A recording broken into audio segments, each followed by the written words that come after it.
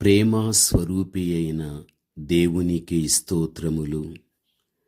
దేవుని అపారమైన ప్రేమతో ప్రేమింపబడుతున్న మీకు వందనములు.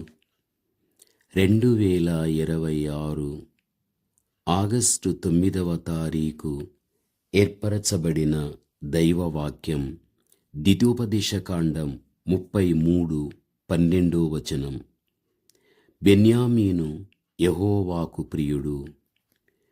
యాకోబునకు పుట్టిన కుమారులందరిలో చిన్నవాడు బెన్యామీను. సాధారణముగా కుటుంబములోని ఆడపిల్లలను తండ్రులు ప్రేమిస్తూ ఉంటారు, మగపిల్లలను తల్లులు ప్రేమిస్తూ ఉంటారు. అయితే ఆఖరి సంతానం మగపిల్లవాడైనా సరే ఆడపిల్లైనా సరే తల్లిదండ్రులు ఎక్కువగా ప్రేమిస్తూ ఉంటారు. అటువంటి వాతావరణం యాకోబు యొక్క కుటుంబములో నెలకొని ఉండగలిగాది. గనుక బెన్యామీను అందరూ కూడా అతన్ని ప్రేమించగలిగారు. అతడు ప్రభువుకు ప్రీతిగలవాడయ్యుండెను. ప్రభువు ఈ రోజున అతని విషయములోనే కాదు కానీ ప్రభువు మన విషయములో కూడా ప్రీతి కలిగినటువంటి దేవుడై ఉంటున్నాడు అన్న విషయం మరిచిపోకూడదు. ప్రభు యొక్క దృష్టిలో ప్రియులై ఉండుట ఎంత గొప్ప ధన్యతో దాన్ని మనం వర్ణించలేము. బైబిల్లో చూడండి, అతడు విశ్వాసాన్ని బట్టి దేవునికి ఇష్టుడు అని సాక్ష్యాన్ని పొందెను అని హెబ్రీ 11:5 మనము చూడగలము. విశ్వాసము లేకుండా దేవునికి ఇష్టుడయుండుట అసాధ్యము అని వ్రాయబడి ఉంటున్నది అదే 6వ వచన భాగములో. కావున ఈ రోజున దేవుని చేత ప్రేమింపబడుతున్నటువంటి మనము ఆయన యొక్క దృష్టిలో మనము ప్రియులైనటువంటి వారుగా ఉంటున్నాము.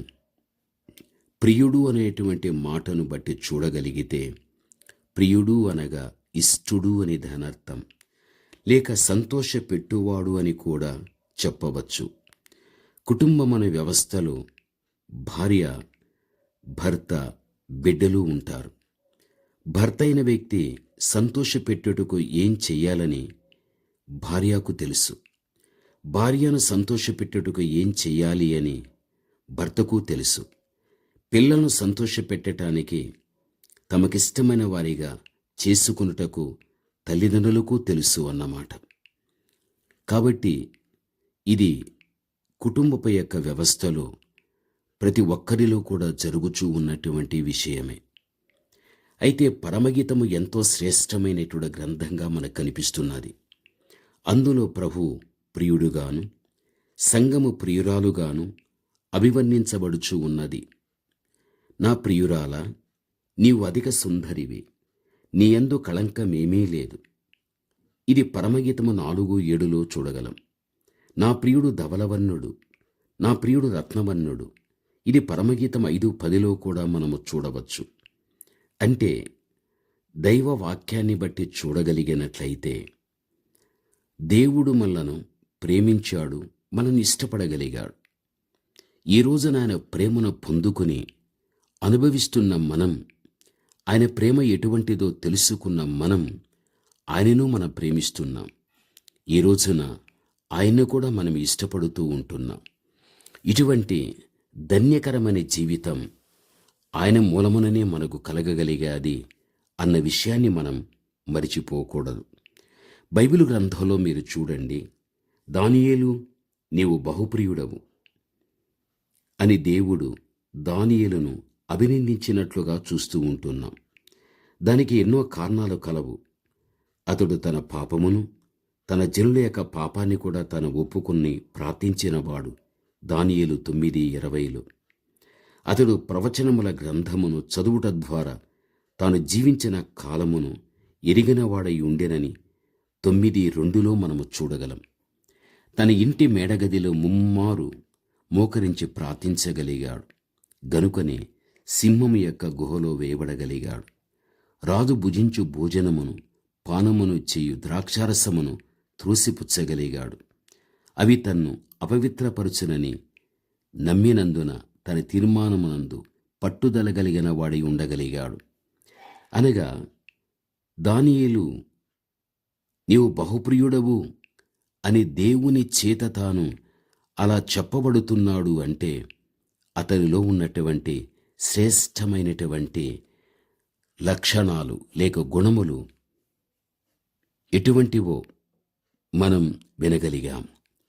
దేవుని యొక్క బిడలైన మన జీవితంలో కూడా ఆయనకి ఇష్టమైనట్లుగా మనం ప్రవర్తించిన వ్యక్తులు కాగలిగినట్లయితే మనము కూడా ఆ దేవాతి దేవుని ద్వారా నీవు బహుప్రియుడవు, నీవు బహుప్రియురాలవు అని దేవుని చేత నువ్వు చెప్పించుకునేటువంటి పరిస్థితి కూడా రాగలుగుతుంది. కావున బెన్యామీను యెహోవాకు ప్రియుడు, ఆయన యొద్ద అతడు సురక్షితంగా నివసించును అని కూడా 33:12 మనము చూడగలం. ఆయన యొద్ద అనగా ఆయనలో, ఆయనతో అని అర్థం. సురక్షితము అను పదము సుఖము, సమాధానము అని కూడా మనము చెప్పవచ్చు. క్రీస్తు ప్రభువుతో ఉండువారు ఎప్పుడూ క్షేమంగానే ఉంటారు. క్రీస్తులో జీవించువారు శాంతి సమాధానాలు కలిగి ఉంటారు. ఆనాడు బెన్యామీను ఈ ధన్యతను తాను కలిగి ఉండడం మనము చూస్తూ ఉంటున్నాం. దేవుని కుమారుడుగా, దేవుని కుమార్తెగా దేవుడు నీవు నాకు బహుప్రియుడవు, ప్రియురాలవు, ఈ మాట దేవుడు మనకు అందిస్తూ ఎంతగానో దేవుడు మనను ఆదరిస్తూ ఆయన మనను ధైర్యపరుస్తూ ఉంటున్నాడు. లోకములో ఎవరి ప్రేమను పొందుకున్నా, ఎవరి ప్రేమను పొందుకోకపోయినా దేవుని యొక్క ప్రేమ భూమి మీద నీ ఉన్నంత వరకు శాశ్వతంగా నీ మీద ఉంటుంది అన్న విషయం మరిచిపోవద్దు. ప్రార్థన. పరమతండ్రి అయిన మా దేవ, ఘనమైన మీ నామమునకు స్తోత్రములు దేవా.